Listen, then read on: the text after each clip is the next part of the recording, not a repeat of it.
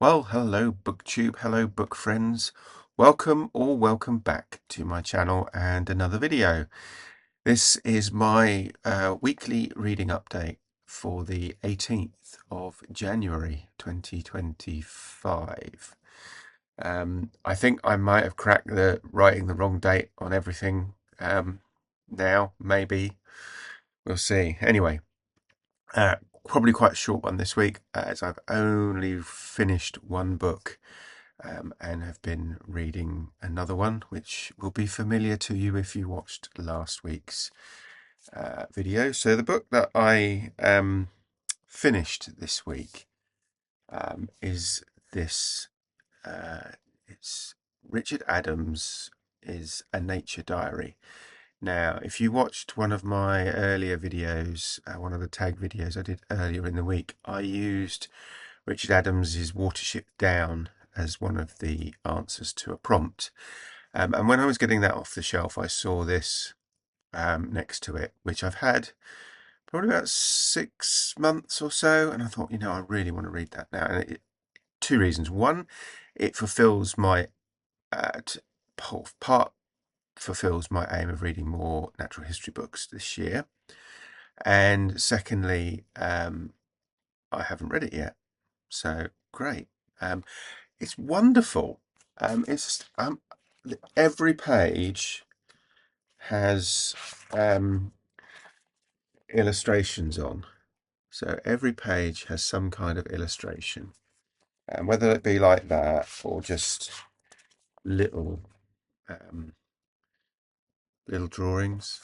The illustrations are by John Lawrence, who I haven't found out much about other than he was a book illustrator. I think he's still alive. But he illustrates lots of books, but they're wonderful. Look at these. These are just incredible drawings. And this is a year in the life of the author Richard Adams. And it's his nature diary, and it is literally what he's seen, mostly on his home. This time of his life, he was living on the Isle of Man, which, if for those of you who don't know, is off the what are we talking about? Northwest coast of the UK, sort of. I don't want to say it's between Ireland and the UK, but it's kind of just it's that part of sort of above Ireland and to the right a bit, if that makes sense. I think my geography is pretty poor, but yeah. So this is I just love this. This is I know it was and the writing's brilliant as well, but the illustrations I think really make this book. So yeah, this is just a year, starts in January, goes through to December. At a guess, I would said it's late 70s or early 80s. It was originally published in 85, and this is a 1986 edition. But I would guess there's no specific kind of things that you could tag it to. There's a couple of things going on in his life, which I remember. So he was very, very heavily involved in the attempts to stop the Canadian government killing harp seals, and that's mentioned quite a few times. And I think that was early 80s. But yeah, so and this is just a wonderful book, and I definitely will keep. This is a keeper, and I will definitely read it again and again. But yeah, so really pleased I read that. And then the other book I've been reading is The Count of Monte Cristo. And I reckon I'm on page 396 of, what was it, 1462. So I reckon I'm nearly a third of the way through.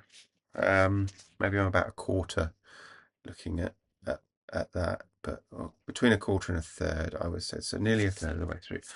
I am really enjoying this, I have to say. I don't want to kind of sort of talk too much about the plot, because that contains spoilers, but I can kind of see why this is nearly 1,500 pages long. just from telling the story. I don't think, that kind of first third or so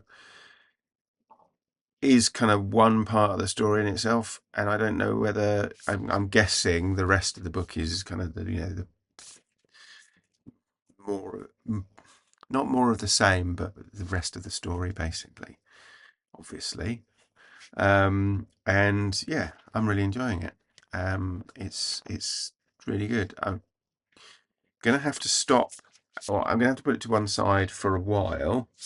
Although I might kind of come back to it on and off, because today, I think it's yes today, I'm starting Lord of the Flies as a buddy read with Debs at Rainer Reed's stuff.